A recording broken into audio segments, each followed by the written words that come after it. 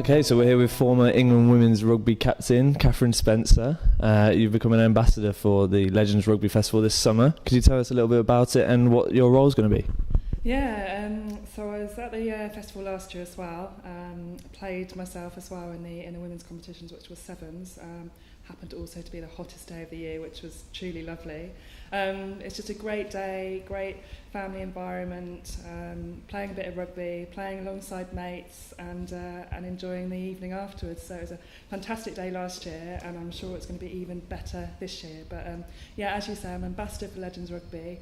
So just really trying to sort of promote the day, promote what it's about and try and get as many people along to enjoy it. And do you expect there to be an even bigger turnout in the women's competition this year than there was last year? Yeah, I definitely think so. My club Aylesford that were there last year are playing again in the competition this year. I'm actually away during the time with Tag Rugby Trust, who are one of the charity partners of Legends Rugby. But I will be contacting my friends on the day to see how they get on see how they're getting on. But yeah, I'm sure all the teams that were there last year will be there, plus more teams. I know everyone really enjoyed it. And I think even more people just want to get involved with the fun. And obviously you got the England Women's World Cup coming up later this year. It's all part of sort of building the sport, I guess, with having you got the women's competition in this, and there's lots of people trying to promote women's rugby. How do you see it improving over the next 5 years or so? Yeah, I mean, women's rugby is growing all the time, and we had the last World Cup in 2010 was on home soil in England, and that really helped raise the profile of the sport in England, but actually around the world as well. And media profile has just rocketed. And, you know, every event now, most events, you know, there's men's competitions, women's competitions. We're all just rugby players at the end of the day. It doesn't matter if we're male or female. We just want to get out there, get on the pitch, enjoy playing rugby with our mates, and enjoy a beer or a glass of Pimm's or a glass of wine afterwards. And how did you get involved in rugby at a young age? I know you played, was it up until 12 and then started again at university? That's right. I actually played mini rugby. So I've got a rugby family really. And my dad played rugby and two brothers, including a twin brother that played rugby. So I sort of tried ballet, didn't really get on with that. Went horse riding for a bit and then found my way onto the rugby pitch with my brother in his team on a Sunday morning, and I absolutely loved it. So I played for about 3 years in the mini rugby setup. Finished when I was 12, and then my local club Folkestone started a women's team when I was about 15, and I've pretty much been playing since then. What opportunities did you have compared to the opportunities girls have to play now?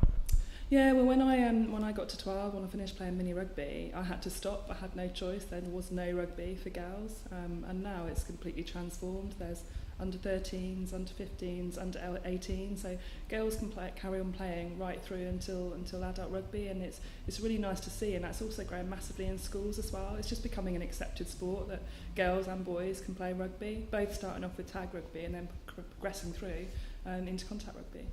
And we've seen with women's football lately, it's been promoted majorly on BT Sport. They're getting a lot of coverage. Can you see that happening with women's rugby in the future? Yeah, I think so. I mean, the coverage has been pretty good, and I said again, you know, since the 2010 World Cup, and the next World Cup is in August, and I know that's going to be shown on television again.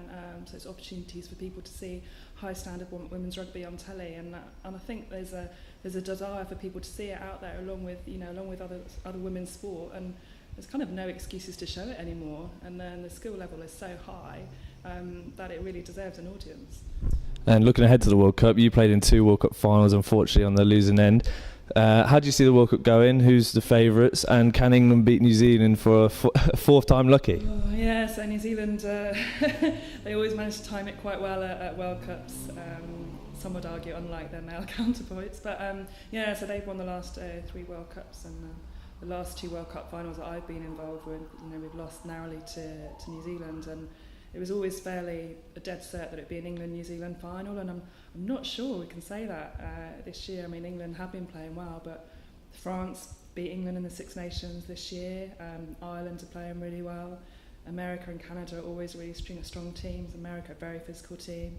Australia always play well when they bring their 15 players together. So I think, actually, people always say this, don't they? But I actually think this World Cup's really open, and not that I am a betting person, I don't know if I could bet on England winning it. I'd love them to. I really would. Of course I would. But I'm not sure. They can, but they have to be on top of their game in each and every game. And you've been retired for 3 years now. At any point have you thought about coming back to the professional game? I think mentally I'd love to, but I don't think my body will let me now. So I'm still playing Premiership rugby actually with my club, which wasn't completely in the retirement plans. I thought I'd go and play a bit of social rugby, nice club rugby, and then we got promoted a few times running and now back in the Premiership. But, I think, if my coach is phoning me up and said, Spence, we need you, we've had 10 million injuries, and of course I'd love to, but the shirt's a little bit tighter now, and my belly's probably a little bit bigger. And just finally, you recently tweeted that you're starting new challenges and going to become a businesswoman. What's next for Catherine Spencer? Yeah, so it's all changed my life at the moment. So I've just started a company actually called Inspiring Women, which is a speaker agency for female speakers, and selling that into the sort of business and corporate world. So when I was playing rugby, I just heard so many stories from not just rugby players, but from around the sporting world of women that just got amazing stories and have just been so inspired by people around me. So it's just trying to sort of create a platform for them really and go into business. So it's it's quite a daunting step, but it's also really exciting, and I've just got to take the opportunity and grab it both hands.